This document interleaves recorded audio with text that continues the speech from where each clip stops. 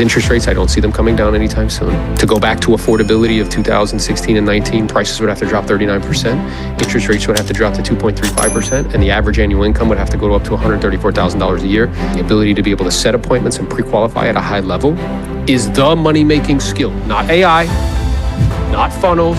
Conversion is what it's all about. The chances of one of those three happening is zero. Your ability, this skill that we're talking about right now, this is the skill. So I'd be stacking all your time on top of this, getting really, really good at asking surgical questions, getting really, really good at bridges to get you from one place to the next, getting really, really good at setting appointments, getting really, really good at finding out clearing rooms room by room, right? Getting really, really good at Jose's 9 pieces of the puzzle. Because conversion is what it's all about. If there's less opportunities, whoever converted a high level will get their unfair share of the business. I just went on an appointment this weekend, and there was 4 agents that interviewed. 3 of them didn't get the business. 1 of them got it. Hey, was it you? Of course, bro. But the other thing that I was going to say about that, it's just a long time ago, Aaron asked me, he's like, hey, Jose, what's your competitive advantage? And that small conversation was something that I was like, okay, like I was newer in the business. I'm like, okay, like if you're going to go into business, like what is your competitive advantage? And he asked me that. And I think my response was something like, hey, I'm honest, I'm hardworking, I'm that. And he goes, no, everybody is perceived to be honest or hardworking or whatever. And then I'm like, what's your competitive advantage? He goes, my skills. I'm like, your skills? What do you mean? He's like, look, I know what to say, how to say it, and I'm a better communicator and a better presenter than anybody else in my marketplace. He's like, I am that much of a better presenter that when other agents hear that I'm going on the appointment, they basically like almost like not want to go on that appointment because they know that they're going to have to compete and fight tooth and nail to get that listing. And when he said that to me, I was like, look, if I learn this skill piece of the puzzle, that is something that becomes transferable, meaning if I ever stop selling real estate, I can take that and apply it to anything else. That is something that helps me in other areas of life, like communication with my spouse, communication with my children, and that is a competitive advantage. Good market, bad market, as long as I know how to convert and I'm practicing what to say and how to say it, that is something that puts me at a competitive advantage, because I could even go higher at, like, if 2 people were competing against a lead and we're paying for the lead and somebody's paying and we're paying $1,000 for the lead, if their conversion's not on point and my conversion is on point, I'll have a higher likelihood of being profitable and I can pay more for a lead because I have a higher conversion on that.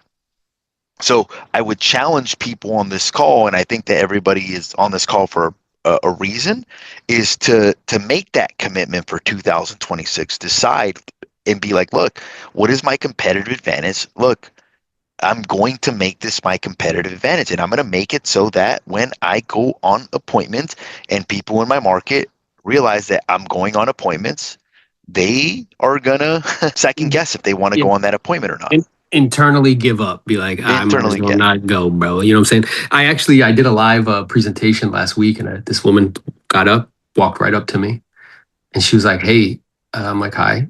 And she's like, yeah, I came here because I wanted to find out how you were beating me on all those listing appointments. And I was like, well, it's nice to see you, man. I'm so glad you're here. And what Jose's saying is completely correct.